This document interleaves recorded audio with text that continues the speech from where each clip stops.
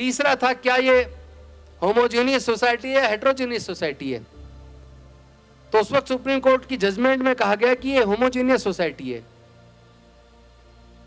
और उस आधार पर 5 जजों की बेंच ने उस सब क्लासिफिकेशन को अवैध डिक्लेयर कर दिया। तो एक तरीके से पूरे जजमेंट के अंदर ऐसा लगता नहीं कि ये जजमेंट माननीय सर्वोच्च न्यायालय के जजों ने संविधान को नजर में रखते हुए दिया है, बल्कि पढ़ के ऐसा प्रतीत हुआ जो बातें आरएसएस के लोग, भारतीय जनता पार्टी के नेता अक्सर बोला करते थे, उन्हीं बातों को कहीं ना कहीं इस जजमेंट में परिलक्षित होता हुआ हमने पाया। ऐसा लगा जैसे ये जजमेंट आरएसएस के लोगों ने, बीजेपी के नेताओं ने लिख दिया हो। हायर एजुकेशन की जो स्कॉलरशिप है उसको लगभग खत्म कर दिया। पहले गरीबों के बच्चे भी स्कॉलरशिप के पैसे से पूरी डिग्री कर जाते थे, उनको पैसे की दिक्कत नहीं होती थी। ही जी बात आहे ही बात संविधान की बात आहे। संविधान आपल्या सोबत असेल आणि आपल्याला संविधान समजलेलं असेल तर अशा काही लढाया आपण हरू, पण शेवटी युद्ध मात्र जिंकू याची मला पूर्णपणे खात्री आहे। भारत नावाची गंमत काय आहे, भारत नावाचा देश काय आहे, ज्या संविधानिक मूल्यांवर हा देश उभा ठाकला ती मूल्य काय आहेत हे कळल्याशिवाय आपल्याला पुढे जाता येणार नाही।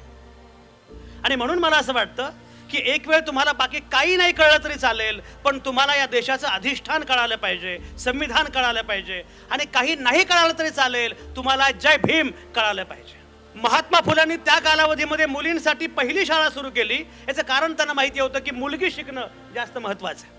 राजर्षी शाहू महाराजांनी त्या कालावधीमध्ये एक कायदा केला होता की जो कोणी आई बहिणीवर शिव्या देईल त्याला अटक होईल।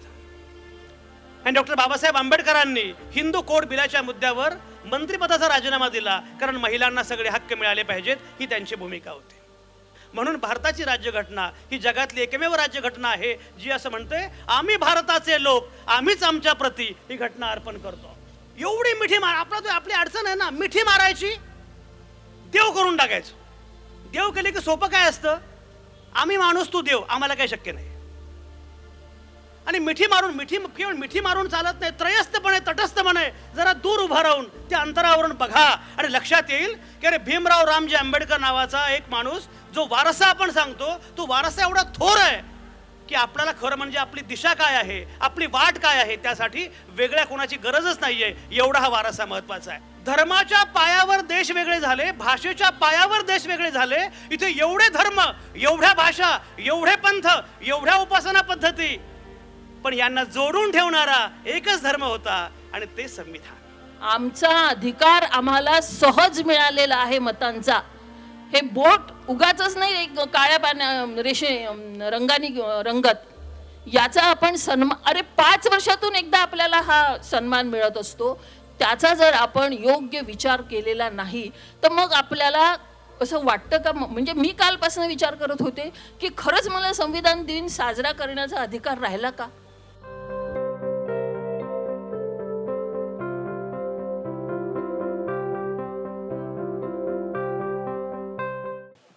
जय संविधान, जय संविधान, जय संविधान।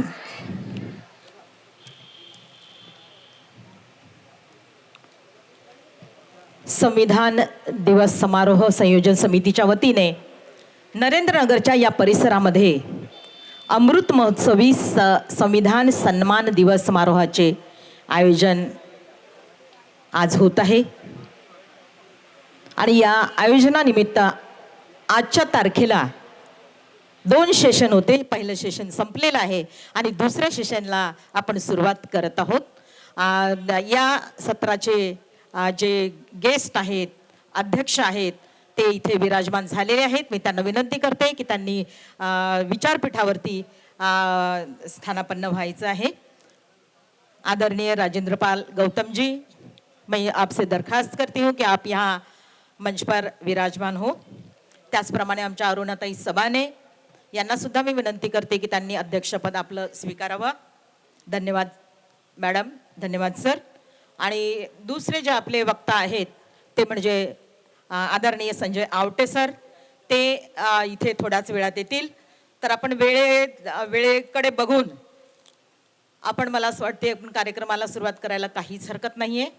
प्रभू राजगड सरांना सुद्धा मी विनंती करते की त्यांनी सुद्धा स्वागताध्यक्ष ते आहेत आणि त्यांनी इथे वरती विचारपीठावर यायचं आहे. प्रभू राजगडकर सर, स्वातंत्र्याचा अमृत महोत्सव पार पडला आणि हर घर तिरंगा, घर घर तिरंगा असं काहीतरी एक मिशन अभियान चालवलं गेलं. पण आम्हाला विसर याचा पडला आमच्या शासनाला, सरकारला, की संविधानाचा सुद्धा अमृत महोत्सव आहे. तेव्हा एक अभियान त्यांनी हे सुद्धा राबवायला पाहिजे होतं, हर घर संविधान, घर घर संविधान. तर कळलं असतं की सरकारची संविधानावर किती निष्ठा आहे, किती आस्था आहे. परंतु तसा झालेलं दिसत नाही. पण आपण एक सुजाण नागरिक म्हणून संविधान दिवस साजरा करायला विसरत नाही. दरवर्षी 2017 पासून राजेंद्र जी 2017 से यहाँ यह कार्यक्रम होते आ रहा है, बड़े पैमाने में होते आ रहा है. इस साल जरा संख्या कम दिख रही है, शायद रिजल्ट का परिणाम हो महाराष्ट्र में. लेकिन हा कार्यक्रम खूप मोठ्या प्रमाणामध्ये, मोठ्या संख्येमध्ये आपण सर्वजण साजरा करतो आहोत. आणि बघा, या परिसराला जी नावं दिलेली आहेत ती सुद्धा जे संविधान प्रेमी होऊन गेलेले आहेत त्या संविधान प्रेमी मान्यवरांची नावं आपण दिलेली आहेत. मुख्य गेट मधून तुम्ही आलात तेव्हा त्या गेटला नाव दिलेलं होतं लोकशाहीर अण्णाभाऊ साठे. जी संविधानाची मूल्य आहे, स्वातंत्र्य, समता, बंधुता आणि न्याय, या मूल्यांसाठी झटणारे जे व्यक्तिमत्व समाजामध्ये होऊन गेलेत, दीनदुबळ्यांसाठी, वंचितांसाठी काम करणारे जे लोक होऊन गेलेत, त्या लोकांची नावं या सगळ्या परिसराच्या मुख्य भागाला दिलेली आहेत. तर मुख्य गेटला आपण नाव दिलेलं आहे लोकशाहीर अण्णाभाऊ साठे प्रवेशद्वार. परिसर जो आहे हा एवढा मोठा, या परिसराला आपण महाप्राण बॅरिस्टर जोगेंद्रनाथ मंडल परिसर नाव दिलेलं आहे. साईडचे 2 प्रवेशद्वार आपल्याला दिसत आहेत, जिथून आपण एंट्री करतात त्याला जय भीमचे जनक बाबू हरदास LN प्रवेशद्वार हे नाव दिलेलं आहे. आणि दुसऱ्या प्रवेशद्वाराला आपण कर्मवीर बाबू हरदास आवळे प्रवेशद्वार हे नाव दिलेलं आहे. इथे विचारमंच आपल्याला दिसत आहे. ह्या विचारपीठाला सुद्धा एक नाव दिलं गेलं आहे, जे समोर आहे तुमच्या समोर एक बॅनर लागलेला आहे. त्या विचारमंचाचं, विचारपीठाचं नाव आहे बॅरिस्टर राजाभाऊ खोब्रागडे विचारमंच. याच्यावरून तुम्हाला कळेल की जे संविधान प्रेमी अण्णाभाऊ साठे आपल्या सगळ्यांना माहित आहेत, पण जे स्वातंत्र्य, समता, बंधुता, न्याय या संविधानिक मूल्यांसाठी त्यांनी आपलं आयुष्य खर्ची घातलं, अशा लोकांची नावं आपण या परिसराला दिलेली आहे, विचारपीठाला दिलेली आहे. मेरे लिए ये बहुत खुशी का और गौरव का क्षण है, क्योंकि मुझे आज राजेंद्र पाल गौतम जी का, ऐसे महान व्यक्ति का, आम्बेडकरवादी एक्टिविस्ट का परिचय करने का सुनहरा मौका मिला है. राजेंद्र पाल गौतम जी पेशे से वकील है, लेकिन उनका झुकाव ज़्यादातर समाजकारण तथा राजकारण की ओर रहा है. आप 1987 से 1995 तक समता सैनिक दल के राष्ट्रीय कार्यकारिणी के जनरल सेक्रेटरी थे. इस कार्यकाल में राजेंद्र पाल जी ने दलित आदिवासी विद्यार्थियों के लिए प्रशंसनीय रचनात्मक कार्य किए हैं. 2019 से 2022 तक आप दिल्ली सरकार में सामाजिक एवं अधिकारिता विभाग में कैबिनेट मंत्री रह चुके हैं. आपने लोक कल्याणकारी कार्यों को काफ़ी अंजाम दिया है. आपने 2022 में धम्म चक्र प्रवर्तन दिन के अवसर पर धम्म दीक्षा का विशाल समारोह का आयोजन किया था, जिससे 1.5 लाख लोगों ने धम्म दीक्षा ग्रहण की. इस प्रसंग में बाद में राजेंद्र पाल जी को नेतृत्व में एक नया निखार आया है. राजेंद्र पाल जी तकरीबन 10 साल तक MLA रहे हैं और 5.5 साल का उनका कैबिनेट मंत्री का कार्यकाल रहा है. मैं इस परिचय के अंत में इतना ही कहूँगा, एक अलग सी पहचान बनाने की आदत है हमें. एक अलग सी पहचान बनाने की आदत है हमें. जख्म कितना भी गहरा हो, उतना मुस्कुराने की आदत है हमें। आज सबसे पहले तो मैं आप सबको संविधान दिवस की शुभकामनाएं देता हूं और आयोजक समिति को बधाई देता हूं कि उन्होंने मुझे इतने महत्वपूर्ण विषय पर बोलने के लिए बुलाया। क्योंकि जो अभी 1 अगस्त 2024 को माननीय सर्वोच्च न्यायालय के द्वारा शेड्यूल्ड कास्ट के अंदर सब क्लासिफिकेशन का एक जजमेंट आया, वो जजमेंट 7 जजेस बेंच का था। 1 अगस्त को जजमेंट शाम को आया और 2 अगस्त को मैंने डाउनलोड करके 565 पेज का पूरा जजमेंट पढ़ा। और पढ़ा इसलिए क्योंकि हम लोग जब अपना तर्क रखते हैं, अगर बिना पढ़े तर्क रखेंगे तो हम लोग टिक नहीं पाएंगे। वैसे ही हमारे लोगों पे क्वेश्चन मार्क रहता है, ये काबिल नहीं है, कोटे से आ गए। तो इसलिए हमें तो उनसे दुगना तिगना मेहनत करके अपने आप को उनसे 21 साबित करना होता है। इसलिए मैंने उस जजमेंट को बेहद गंभीरता पूर्वक पूरे 565 पेज के जजमेंट को पढ़ा। और उस जजमेंट को पढ़ने के बाद, अब चूंकि वकील हूं तो मैं क्रिटिकली एनालाइज भी करता हूं और कॉन्स्टिट्यूशन के नजरिए से, कानून के नजरिए से किसी भी जजमेंट को देखता हूं। और क्रिटिसाइज करते वक्त मैं ये नहीं देखता कि सुप्रीम कोर्ट मुझे कंटेम्प्ट ऑफ कोर्ट करेगा, उसकी परवाह नहीं है। सच के लिए कुर्बानी देनी पड़ती है और कुर्बानी देना हर किसी की बस की बात नहीं है। कोई सच्चा अम्बेडकरवादी ही कुर्बानी दे सकता है। तो मैंने तय किया कि जजमेंट को अच्छे से पढ़ के इसका ऑपरेशन करना चाहिए। क्योंकि इससे पहले शुरुआत कब हुई, जब पंजाब के अंदर शेड्यूल्ड कास्ट के अंदर सब क्लासिफिकेशन किया गया, 2 कैटेगरी में रिजर्वेशन को बांट दिया गया और उधर हरियाणा में भी बांट दिया। उसके बाद कुछ लोग कोर्ट गए और उधर आंध्र प्रदेश ने भी सब क्लासिफिकेशन किया। तो ईवी चनैया के नाम से एक सुप्रीम कोर्ट में 5 जजों का जजमेंट आया और उस जजमेंट ने सब क्लासिफिकेशन को कॉन्स्टिट्यूशन के खिलाफ बताया। और उस जजमेंट के अंदर माननीय सर्वोच्च न्यायालय की 5 जज की बेंच ने कहा कि ये सब क्लासिफिकेशन आर्टिकल 15 और आर्टिकल 16 के खिलाफ है।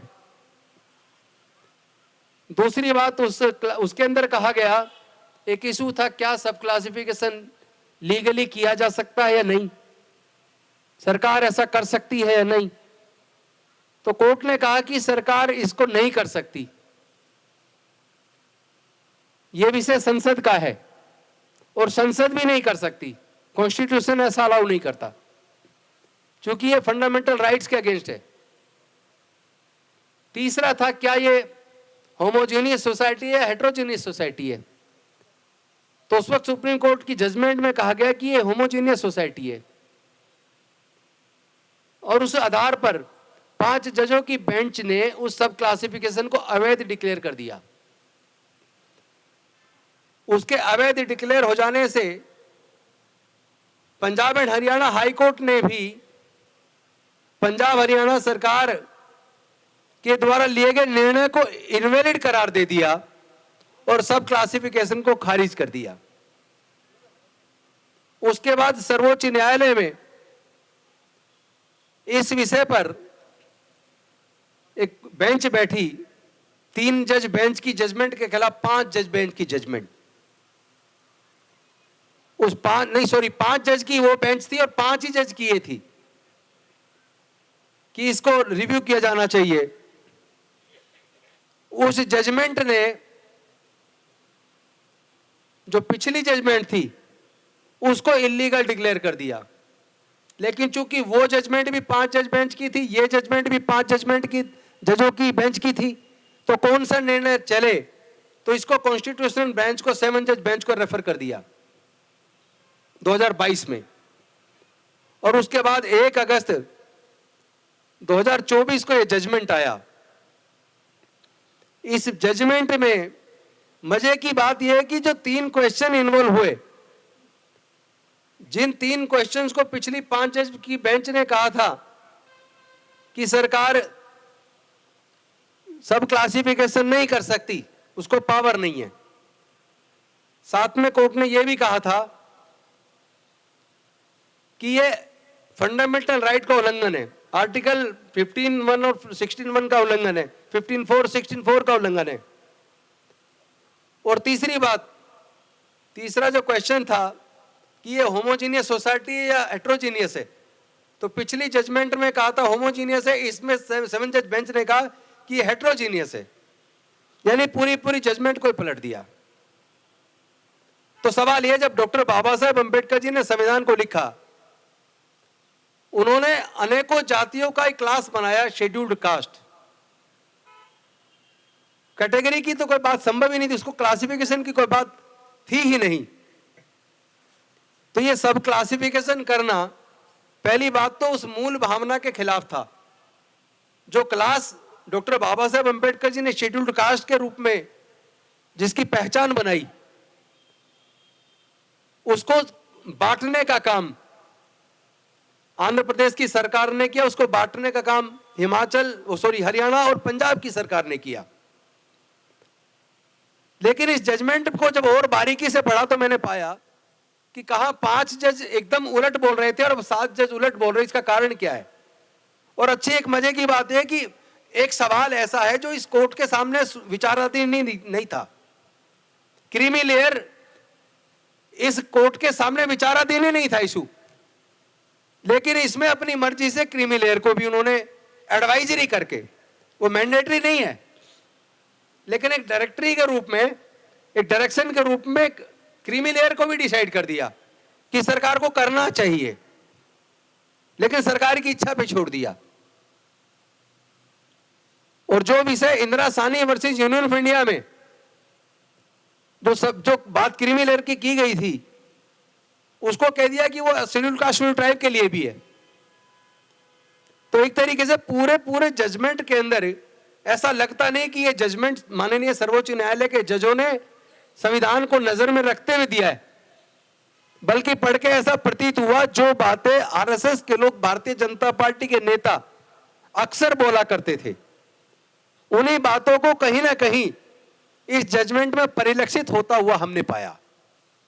ऐसा लगा जैसे ये जजमेंट आरएसएस के लोगों ने, बीजेपी के नेताओं ने लिख दिया हो और उस पर सिग्नेचर सर्वोच्च न्यायालय के जजों ने किए हो, ऐसा जजमेंट को पढ़ के प्रतीत हुआ। ऐसा लगा नहीं कि जजों ने अपनी इच्छा से, कानून के नजरिए से एक लॉजिकल जजमेंट दिया हो, ऐसा पढ़ने के बाद महसूस नहीं हुआ। लेकिन और बारीकी में जाएं तो मैं एक चीज और देखता हूं, एक तरफ देश के जितने भी सार्वजनिक उपक्रम थे जहां सरकारी नौकरियां बड़े पैमाने पर निकलती थी, चाहे वो इंडियन रेलवेज हो, चाहे वो पोस्ट एंड टेलीग्राम डिपार्टमेंट हो, चाहे एमटीएनएल बीएसएनएल हो, या और दूसरे विभाग जो अंडरटेकिंग्स हो, गैस कंपनियां, पेट्रोलियम कंपनियां, बैंक्स, इंश्योरेंस कंपनियां, इन सरकारों के पिछले कार्यकाल में, इस 10 साल में या उससे पीछे का भी अगर 10 साल और गिन ले तो करीब 20 से 25 सालों में सार्वजनिक उपक्रम की जितने भारत सरकार की कंपनियां थी, ज्यादातर प्राइवेटाइज हो गई। और जो प्राइवेटाइज हो गई वहां नौकरियां है ही नहीं, नौकरी बची नहीं, नौकरी आप दे नहीं रहे हो। और ऊपर से नौकरी पाने के लिए जिस तरह की क्वालिफिकेशन चाहिए, उस क्वालिफिकेशन को अर्जित करने के लिए पहले गरीब परिवार के बच्चे छात्रवृत्ति से भी अपनी पूरी पढ़ाई कर लेते थे, डिग्री, इंजीनियरिंग की डिग्री कर लेते थे, लॉ की डिग्री कर लेते, मैनेजमेंट की डिग्री कर लेते थे। तो एक तरफ तो सरकारों ने स्कॉलरशिप को लगभग कट कर दिया, जो 1975 में ट्राइबल सब प्लान बना, ट्राइबल सब प्लान के पैसे को बहुत कम कर दिया, और 1979 में जो schedule caste component plan fund बना, उस फंड को भी बहुत ज्यादा डिक्रीज कर दिया, ना के बराबर कर दिया। हायर एजुकेशन की जो स्कॉलरशिप है उसको लगभग खत्म कर दिया। पहले गरीबों के बच्चे भी स्कॉलरशिप के पैसे से पूरी डिग्री कर जाते थे, उनको पैसे की दिक्कत नहीं होती थी। लेकिन आज मैं देख रहा हूं कि अगर आपके बच्चे को इंजीनियरिंग करनी है या मैनेजमेंट करना है या एनएलयू से लॉ करना है, तो 4 साल की इंजीनियरिंग और 5 साल का लॉ, इसको करने के लिए पहले तो एडमिशन लेने के लिए एंट्रेंस एग्जाम की कोचिंग लेनी पड़ेगी, उस पर 2-3 लाख रुपया कम से कम खर्च करना पड़ेगा। और उसके बाद अगर आपका बच्चा क्वालिफाई कर भी ले तो उस डिग्री को करने के लिए, 5 साल की डिग्री को करने के लिए कम से कम 15 से 20 लाख रुपया चाहिए, और 4 साल की इंजीनियरिंग की डिग्री करने के लिए कम से कम 15 लाख रुपया चाहिए, और अगर आईआईएम से एमबीए करेंगे तो कम से कम 50 लाख रुपया चाहिए। मैं ये अच्छे तरीके से समझ पा रहा हूं और देख पा रहा हूं कि अनुसूचित जाति जनजाति के 99% लोगों के पूरे परिवार की महीने की इनकम 5,000 रुपया से लेके 20,000 रुपया महीना के बीच है। 99% लोगों की। केवल 1% लोग ऐसे हैं जो या तो उनके पेरेंट्स सरकारी नौकरियों में रिजर्वेशन से आ गए या उन्होंने कोई छोटा मोटा व्यापार कर लिया, लेकिन ऐसे लोगों की संख्या पूरे देश में अगर जोड़ ली जाए तो मुश्किल से 1% बैठेगी।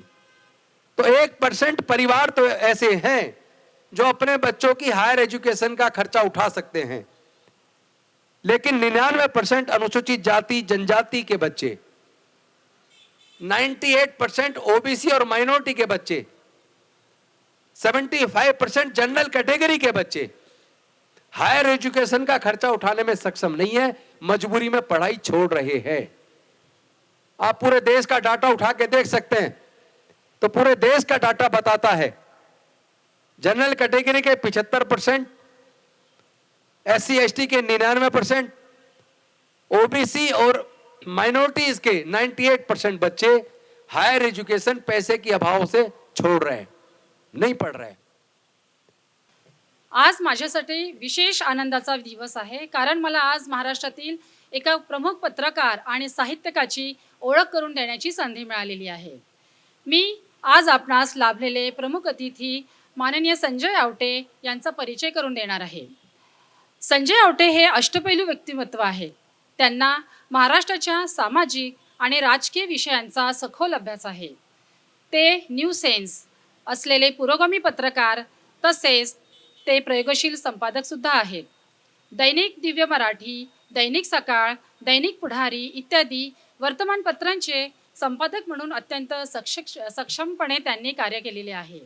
सध्या ते दैनिक लोकमत समूह मुंबई येथे संपादक म्हणून कार्यरत आहेत। अभ्यासू विचारवंत, हुशार संपादक आणि चांगला लेखक अशी त्यांची प्रतिभा आहे। पत्रकारितेच्या क्षेत्रातील त्यांच्या विशेष कार्याबद्दल त्यांना विविध पुरस्काराने सन्मानित करण्यात आलेले आहे। उदाहरणार्थ महात्मा फुले समता पुरस्कार, पत्रकारिता भूषण पुरस्कार इत्यादी। आजच्या युवक युवतींना संवैधानिक मूल्यांची ओळख व्हावी व ते समाज जीवनात कृतिशील राहावे म्हणून सातत्याने ते कार्यशाळा घेत असतात। संवेदनशील व्यक्तिमत्व असलेले आवटे सरांनी साहित्याच्या क्षेत्रात सुद्धा मोलाचे योगदान केलेले आहे।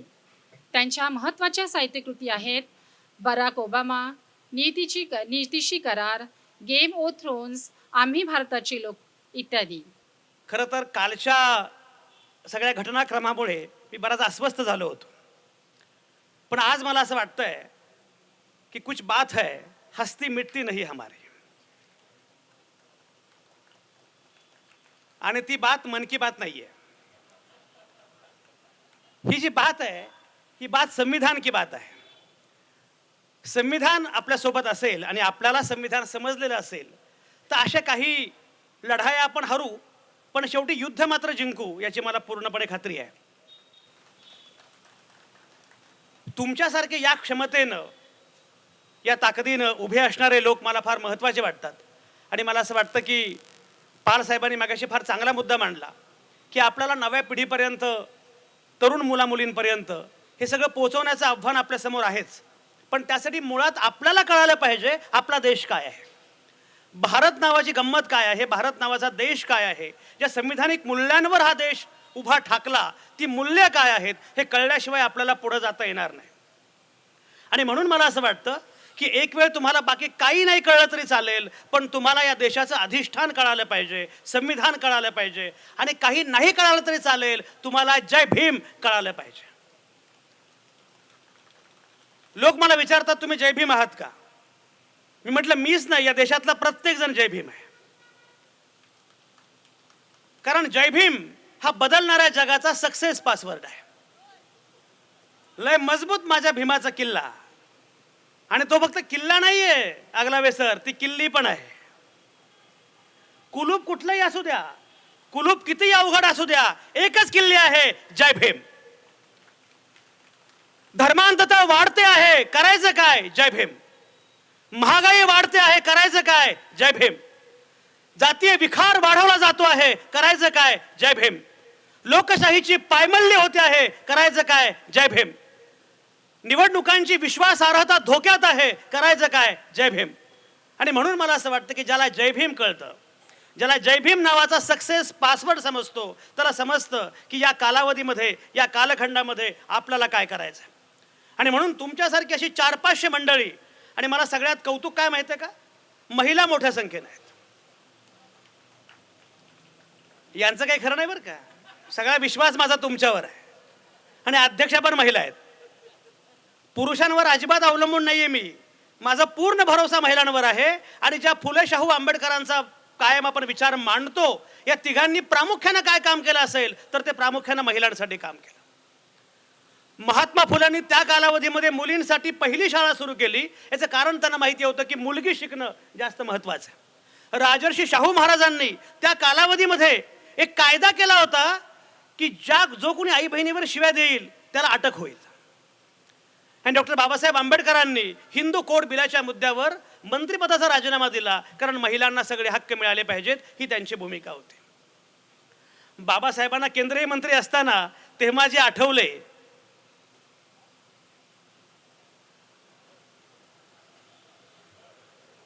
ते नंतर मात्र बाकीचे विसरले. पण माझा मुद्दा असा आहे की महिला मोठ्या संख्येने आहेत, याचा मला फार आनंद आहे. आणि खरोखरच महिला, आणि हे खूप चांगलं आहे. अनेकदा काय होतं माहिती आहे का, मी नेहमी सांगत असतो की ज्या विचारपीठावर महिला नाहीत, जिथे पुढे प्रेक्षकांमध्ये, श्रोत्यांमध्ये महिला नाहीत, अशा चळवळीला अभ्युदयाची आशा नाही. आणि म्हणून महिला पुढे असणं मोठ्या संख्येनं, याचा मला फार आनंद आहे. आणि अशा वेळी आपल्याला ही सगळी विचारधारा मांडणं, माध्यमांच्या अनुषंगानं मी बोलावं, संविधान काय वगैरे सांगावं, अशी सगळी अपेक्षा आहे.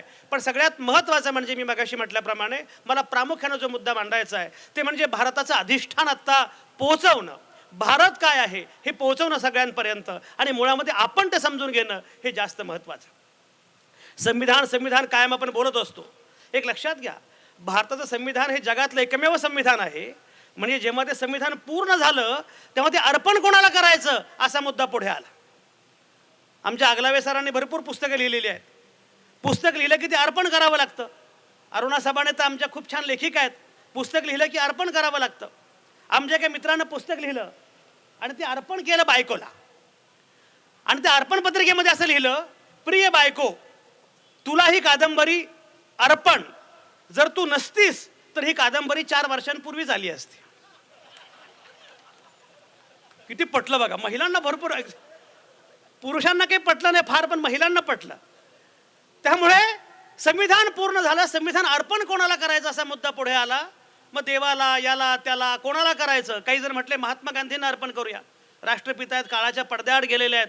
गांधीवाद्यांसकट सगळ्यांनी ही कल्पना फेटाळली आणि सांगितलं की गांधीच काय, कोणाच्याही चरणी आम्ही आमची राज्यघटना अर्पण करणार नाही. म्हणून भारताची राज्यघटना ही जगातली एकमेव राज्यघटना आहे जी असं म्हणते, आम्ही भारताचे लोक, आम्हीच आमच्या प्रती ही घटना अर्पण करतो.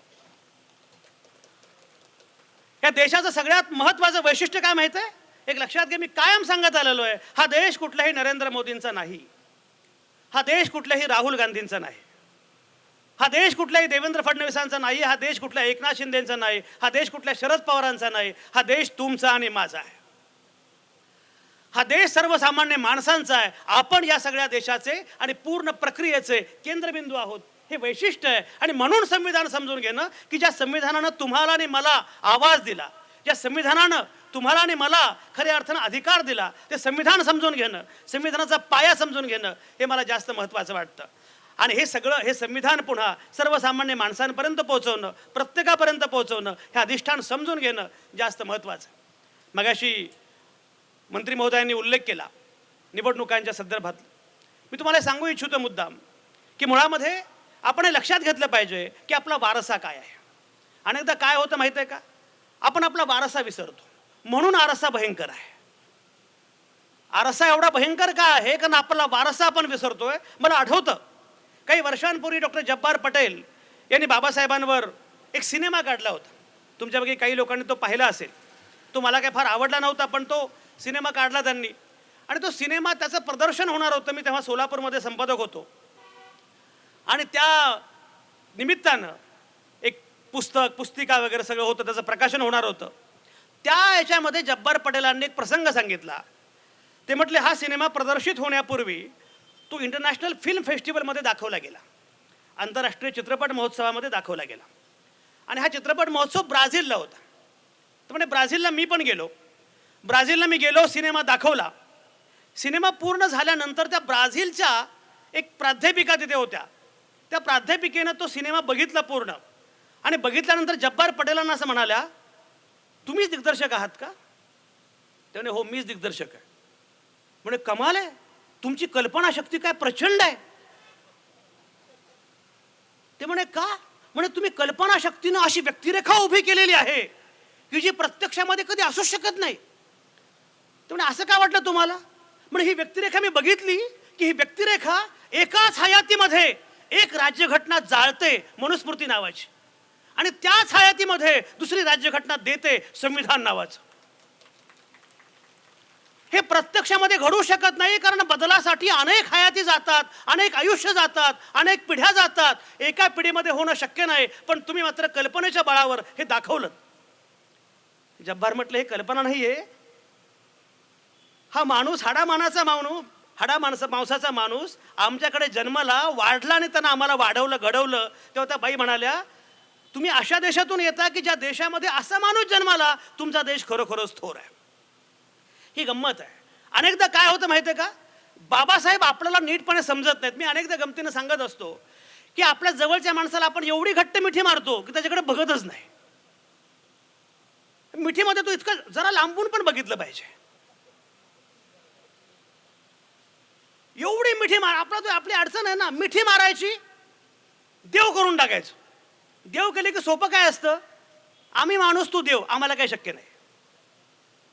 आणि केवळ मिठी मारून चालत नाही, त्रयस्थपणे, तटस्थपणे जरा दूर उभा राहून त्या अंतरावरून बघा आणि लक्षात येईल की अरे भीमराव रामजी आंबेडकर नावाचा एक माणूस, जो वारसा आपण सांगतो, तो वारसा एवढा थोर आहे की आपल्याला खरं म्हणजे आपली दिशा काय आहे, आपली वाट काय आहे, त्यासाठी वेगळ्या कोणाची गरजच नाही आहे. एवढा हा वारसा महत्त्वाचा आहे. आणि म्हणून मला असं वाटतं की हा वारसा समजून घेणं, हा वारसा समजून घेत आपल्याला पुढं जायचं असेल तर मग लक्षात येतं की नक्की आपल्याला काय केलं पाहिजे, आत्ताचे सगळे अडसर काय आहेत आणि अडथळे काय आहेत. डोनाल्ड ट्रम्प पुन्हा अमेरिकेमध्ये अध्यक्ष आता झालेले आहेत. 2016 मध्ये डोनाल्ड ट्रम्प अमेरिकेचे अध्यक्ष पहिल्यांदा झाले आणि त्यानंतर अमेरिकेनं ती चूक दुरुस्त केली. मला वाटलं अमेरिका शहाणी असेल, पण अमेरिकेचा मूर्खपणा आत्ता सिद्ध झाला. 2016 मध्ये जेव्हा डोनाल्ड ट्रम्प अमेरिकेचे अध्यक्ष झाले, तेव्हा मी अमेरिकेतल्या एका मित्राला फोन केला आणि त्याला म्हटलं, अरे गाढव मूर्ख आहात का तुम्ही? बराक हुसेन ओबामा यांची अमेरिका, बराक ओबामांच्या अमेरिकेमध्ये डोनाल्ड ट्रम्प नावाचा माणूस अमेरिकेचा अध्यक्ष होऊच कसं काय शकतो? हा मूर्खपणा तुम्ही कसं काय केला 2016 मध्ये? तो म्हटला, जास्त आगाऊपणा करू नको, असा मूर्खपणा तुम्ही 2 वर्षांपूर्वीच केलेला आहे. जेवढं साधर्म्य युरोपातल्या 2 देशांमध्ये आहे, तेवढं साधर्म्य पंजाब आणि बंगालमध्ये नाही आहे. हा देश उभाच राहू शकणार नाही अशी मांडणी 1888 मध्ये जॉन स्ट्रेची करत होते. तोच माझा देश आज या वळणावर आहे आणि झेपावतोय. एक लक्षात घ्या, एवढे धर्म, एवढे पंथ, एवढ्या भाषा, एवढी लोकसंख्या आणि याला जोडणारा काहीच नाही. तुम्ही कल्पना करा, धर्माच्या पायावर देश वेगळे झाले. पाकिस्तान नावाचा देश वेगळा झाला धर्माच्या पायावर. मला हे कळत नाही, जर धर्माच्या पायावर वेगळा झाला पाकिस्तान, तो पुन्हा बांगलादेश वेगळा का झाला? धर्म एकच असताना, कारण तो भाषेच्या मुद्द्यावर वेगळा झाला. धर्माच्या पायावर देश वेगळे झाले, भाषेच्या पायावर देश वेगळे झाले. इथे एवढे धर्म, एवढ्या भाषा, एवढे पंथ, एवढ्या उपासना पद्धती, पण यांना जोडून ठेवणारा एकच धर्म होता आणि ते संविधान. संविधानाच्या अधिष्ठानावर, संविधानाच्या पायावर हा देश उभा टाकला. बाकीच्याही देशांना घटना आहेत, पण संविधानाने जी गंमत भारतात केलेली आहे, जो पराक्रम, जी जादू भारतात केलेली आहे, ज्या अधिष्ठानावर हा देश उभा राहिला, अनेकांना आश्चर्य वाटतं. हे कसं होऊ शकलं, कसं काय घडू शकलं. मी नेहमी सांगत असतो, मध्यंतरी मी इस्रायलला गेलो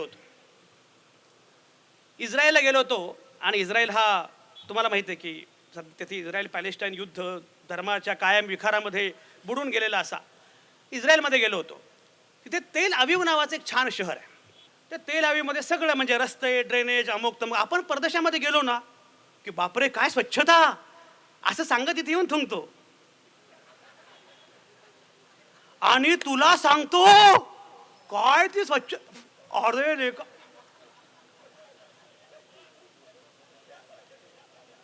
तुमच्याकडे तर तो ते नवीनच प्रकार आहे मी बघितला खर्रा. अरे मला असं कळालं, मला कोणतरी विचारलं, तुम्हाला माहिती आहे का म्हणे नागपूर हा खराखुरा प्रदेश आहे. म्हटलं का, म्हणे इथे एवढा खर्रा मिळतो तेवढा कुठेच मिळत नाही. तर मला खर्रा विषय फार अप्रूप होतं. मला काय वाटलं काहीतरी पदार्थ असेल.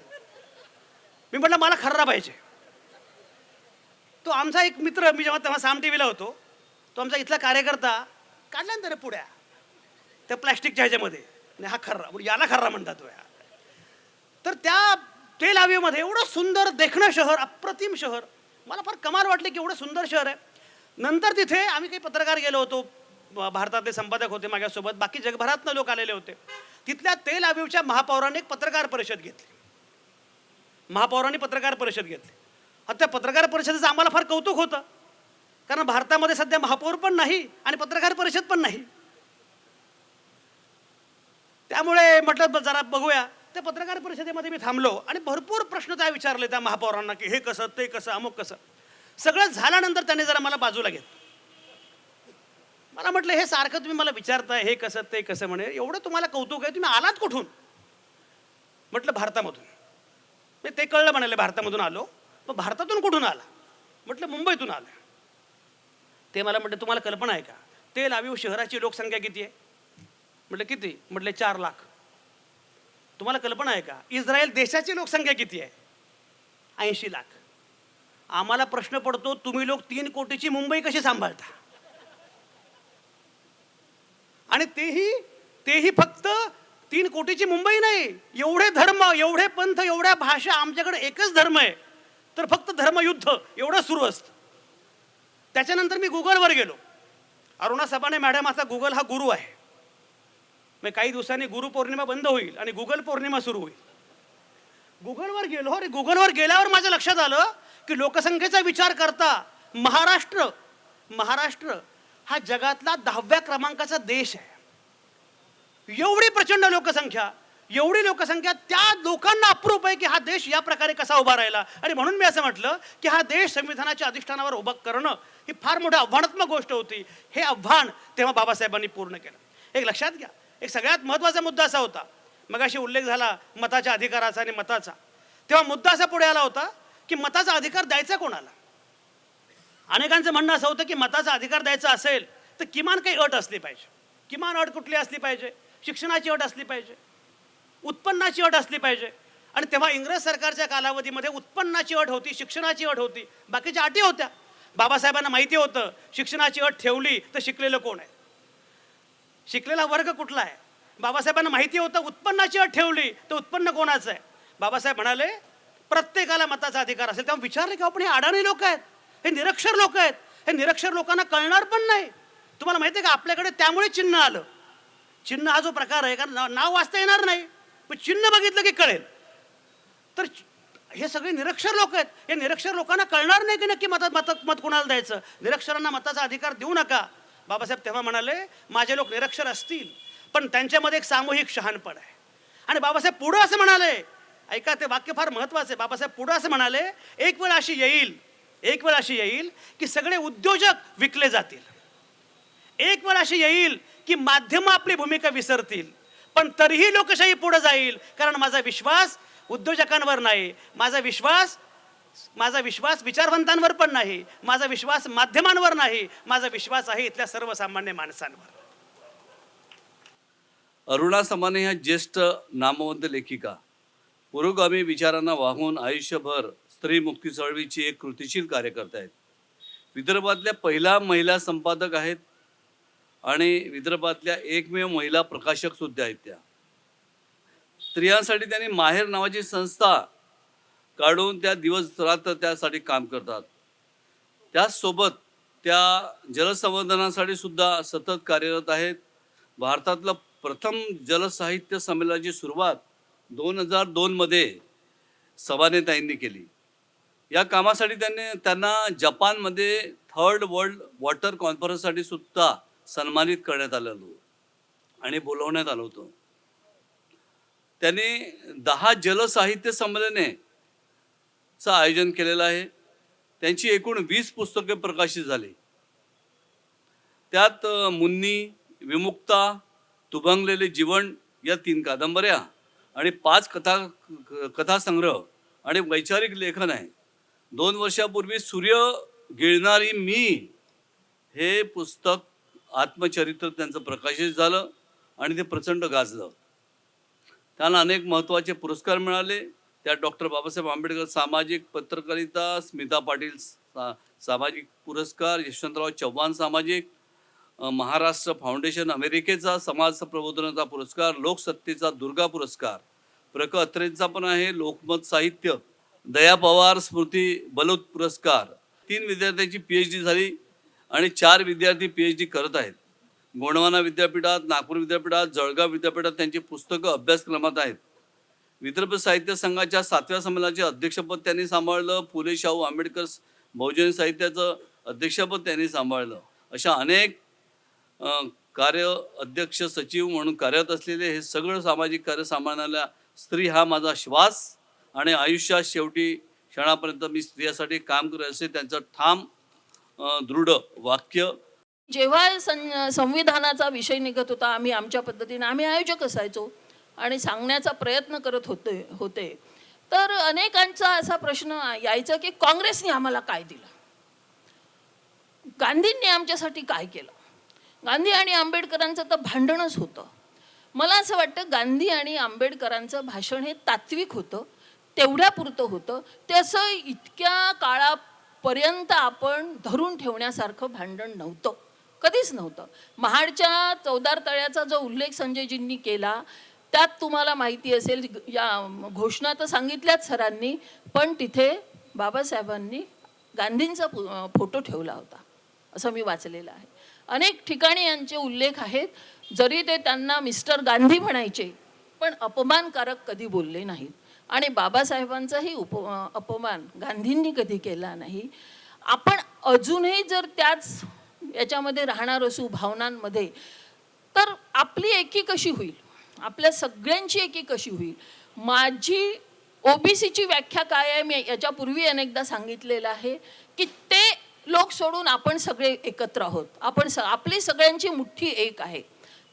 एक किस्सा मुद्दाम सांगते आवटे सर. आम्ही प्रचार करत होतो, आम्ही खुलेपणाने प्रचार केला. म्हणजे काँग्रेसचा प्रचार केला तर काँग्रेसचाच प्रचार केला, गुडदे साहेबांसाठी प्रचार केला तर गुडदे साहेबांसाठीच प्रचार केला, नितीन राऊतांसाठी प्रचार केला तर नितीन राऊतांसाठीच प्रचार केला. आमची पत्रकही लपून राहत नव्हती. आम्ही धंतोली एरियामध्ये फिरत होतो मॅडम, आम्ही धंतोली एरियात फिरत होतो. 8-9 जण होतो आम्ही विभागल्या जायचो. मग की 3 तिकडे 3 तिकडे 3 इकडे. आणि आमच्या गाड्या आम्ही लहान गाड्यांनी जास्ती फिरलो, कारण लहान गाड्यांनी कुठल्याही गल्ल्यांमध्ये जाता येतं. झोपडपट्ट्या वरून आपल्याला छोट्याशा दिसतात, त्या आतून इतक्या आतमध्ये वळणं घेत आपण पूर्वेकडून पश्चिमेकडे उत्तरेकडे कधी जातो कळतही नाही. तर अनेक ठिकाणी आम्ही लहान गाड्या घेऊन फिरायचो. तर एका ठिकाणी आम्ही गाड्या ठेवल्या आणि फिरून राहिलो होतो. आम्हाला कोणी ऑब्झर्व करत होतं हे नक्की होतं. एक सिव्हिल ड्रेसमधले 2 महिला आल्यात. आमच्यामध्ये एक लहान मुलगी होती 25-1 वर्षाची. त्या मुलीला नाव गाव वगैरे आमचं सगळ्यांचं विचारलं आणि पुन्हा दुसऱ्या दिवशी आम्ही त्याच एरियात गेलो. तिला विचारलं, तुम्ही मग एका एरियात किती दिवस येता वगैरे. तर ती म्हणाली की जसा जसा तो एरिया असेल त्याप्रमाणे आम्ही येत असतो. तर आम्ही इकडे पुन्हा उद्या कदाचित येऊ, कारण एवढी मोठी वस्ती आहे, ही एका दिवसात काही येणार नाही. दुसऱ्या दिवशी आम्ही जसेच आलो आणि इकडे तिकडे विभागल्या गेलो. आमची ती छोटी मैत्रीण एका ठिकाणी उभी होती, आमचं बरंचसं सामान तिथे ठेवलेलं आणि आमच्या गाड्या पण होत्या. त्या मुलीला त्यांनी ही 186ची नोटीस तिच्या हातात दिली डायरेक्ट. बरं, आम्ही गोंधळ केला नाही, आम्ही नारे लावले नाही, आम्ही काँग्रेस जिंदाबाद म्हटलं नाही किंवा अमुक कोणी मुर्दाबाद म्हटलं नाही. आमच्यासारख्या सगळे आम्ही सभ्य 8-9 जणांचा आमचा ग्रुप, आम्ही शांतपणे आमचं काम करत होतो. जे आम्हाला विरोध करत होते त्यांना आम्ही समजावून सांगत होतो. आम्ही त्यांना म्हणत होतो, तुम्हाला महागाई दिसत नाही का? तुम्ही 1500 रुपयाच्या मोहात कशा पडू शकता? आणि स्त्रिया, महिलांनी आपण असं मोहात पडायचं? फक्त आजची सोय पाहायची. आजच्या 1 महिन्याच्या 1500 रुपयात तुमचं काय होणार आहे? 1000 रुपयाचा सिलेंडर झालाय, 250-300 रुपये लिटर तेल झालेलं आहे, अमुक किलो साखर झाली आहे, अमुक किलो गहू झालेला आहे. मुलं बेरोजगार म्हणून असे पडलेले आहेत, उभे आहेत. सरांनी उल्लेख केला तसा खर्रा खात पडलेले आहेत. भयंकर परिस्थिती झालेली आहे. घरात नवरा दारू पिऊन पडलेला आहे, त्याला काही कामच नाही आहे ना. मुलांना नोकऱ्या नाही, नवऱ्याला काम नाही. तुला 1500 रुपये मिळवून तू काय करणार आहे? मुलं मिळाले तर मुलांना सांगायचो. काही मुलं म्हणायचे की आम्ही हिंदूकडून आहोत. हिंदू कोण? का बरं हिंदू कोण? मग गुरुदेव हिंदू नाहीत का? नाही, ते आहे, पण ते थोडेसे वेगळे हिंदू आहे. आता हे काय प्रकार आहे? म्हणजे तुम्हाला कदाचित ते राजकीय भाषण वाटेल. हे राजकीय भाषण नाही, हे समजून घेण्याची गरज आहे की अशी परिस्थिती असताना, एवढं व्यवस्थित समजावून सांगत असताना, मुलं बेरोजगार पडलेले असताना, महागाई प्रचंड वाढलेली असताना आम्ही बिल्किस बानोलाही विसरलो. बिल्किस बानोच्या अत्याचारांना, बलात्कार्यांना, त्या काळामध्ये अटक झालेल्यांना 7-8 जणांना हे सरकार सोडून देतं. त्याला 2 वर्षही झालेली नाहीत. फक्त सोडून दिलेलं नाही, त्यांचे सत्कार केलेत, हार घातले, मिठाई वाटली, वाजत गाजत. याला काय म्हणायचं? हा आपला सगळ्यांचा अपमान आहे असं नाही वाटत का? हा केवळ बिल्किस बानोचा अपमान आहे का? मणिपूरचं प्रकरण आपण इतक्या लवकर आणि मणिपूर तर विसरूच देत नाही, अजूनही ते जळतच आहे. फक्त 2 स्त्रियांची धिंड निघाली किंवा त्यांचा अत्यंत घाणेरड्या पद्धतीनं, अत्यंत त्यांना लज्जित करून, बेइज्जत करून त्यांच्यासोबत खेळ केला. हा केवळ दोघींचा आपण व्हिडिओ पाहिला काही क्षणासाठी. मला जेव्हा आमच्या मुंबई पुण्याच्या मैत्रिणींनी तो व्हिडिओ पाठवला, मी 8-8:15 वाजताची वेळ होती, जेवण करत होते आणि पाहिलं सहज. आणि तो व्हिडिओ दिसल्याबरोबर माझा हात म्हणजे हातातला घास ताटात पडला. आत्ताही अंगावर शहारे येतात. मी हात धुतला, ते नीट पाहिलं आणि मी तो व्हायरल केला. सर 9व्या मिनिटाला मला ब्लॉक केलं. 9व्या मिनिटाला मला ब्लॉक केलं. त्याच्यानंतर मला इतके फोन यायला लागले की तो व्हिडिओ पाहिजे, व्हिडिओ पाहिजे. व्हिडिओच नाही, मी माझ्या फॅमिली ग्रुपवर पाठवलेला असल्यामुळे किमान तिथे तो होता. मला 3 दिवस ब्लॉक केलं होतं. हे पण आम्ही विसरायचं? तो फक्त त्या 2 स्त्रियांची विटंबना होती का? ती फक्त बिल्किस बानोची विटंबना होती का? आपल्या फोगाटचा अत्याचार, अपमान आपण विसरायचं? आपल्या नागपुरात फोगाट येऊन गेली, तिच्याशी माझं बोलणं झालं, चर्चा झाली. तिने तर जे आपल्याला माहीत नव्हतं त्याहीपेक्षा अजून भयंकर, सरांना सर पत्र संपादक असल्यामुळे माहीत असेल. हे का आपण विसरलो? कशासाठी विसरलो? 2000, 4000, 5000, अरे 50,000 द्या, पण आमचा सन्मान आम्हाला बाबासाहेबांनी जो दिलेला आहे. संविधान कशासाठी दिलं आम्हाला? फक्त काही कामांसाठी? आमचा अधिकार आम्हाला सहज मिळालेला आहे मतांचा. हे बोट उगाचच नाही एक काळ्या रंगाने रंगत. याचा आपण सन्मान, अरे 5 वर्षातून एकदा आपल्याला हा सन्मान मिळत असतो. त्याचा जर आपण योग्य विचार केलेला नाही तर मग आपल्याला असं वाटतं का? म्हणजे मी कालपासून विचार करत होते की खरंच मला संविधान दिन साजरा करण्याचा अधिकार राहिला का? मी तर हा बाबासाहेबांचा अपमान केला, आम्हाला स्वातंत्र्य मिळवून देणाऱ्या सगळ्यांचाच अपमान केला. अशी परिस्थिती आता मग येतो आपण EVM वर, वेगवेगळ्या गोष्टींवर. तेही कदाचित सत्यच आहे, कारण हे लोक काहीही करू शकतात. म्हणून आपली लढाई संपलेली नाही आहे. आपली लढाई जी इंग्रजांसोबत होती ना, तेवढ्याच ताकदीनं परत आपल्याला लढायचं आहे. काल यावेळेला या हॉलमध्ये, या मंडपामध्ये अतिशय गर्दी होती. कारण दिवसभर स्पर्धा होत्या, सकाळी 10:30 वाजेपासून तर रात्रीचे 10 पर्यंत. आणि संविधानाची जागृती व्हावी, संविधान जागर व्हावे या निमित्तानं विविध स्पर्धा, त्यामध्ये 8 स्पर्धा घेण्यात आल्या. पहिली स्पर्धा होती संविधान सन्मान स्पर्धा.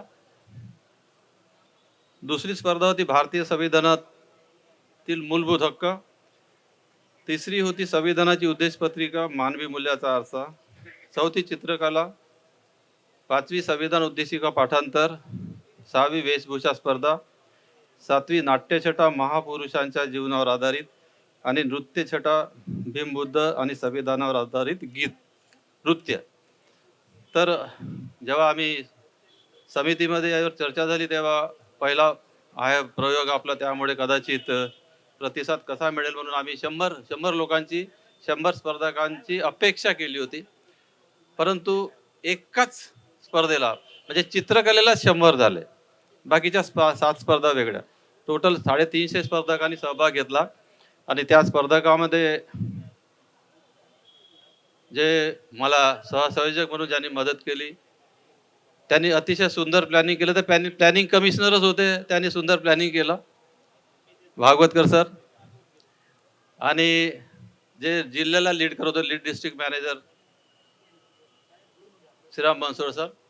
आणि ज्या ज्या पर्यवेक्षकावर ती जबाबदारी सोपवली, त्यांनी अतिशय सुंदर रीतीने पर्यवेक्षकाचं काम केलं. परीक्षकांनी सुद्धा अतिशय म्हणजे दिलेल्या वेळेत, कमी वेळेत सर्व पत्रिका, सर्व प्रश्नोत्तरी उत्तरं तपासून त्यांचे मार्क्स सुद्धा दिले. आम्हाला सायंकाळी सगळे रिझल्ट पण मिळाले. तर आणि आम्ही सांगितल्याप्रमाणे जेवढे स्पर्धक आहेत त्या सर्वांना प्रमाणपत्र देणार आहोत. आणि 1 to 3 लोकांना पुरस्कार मिळेल.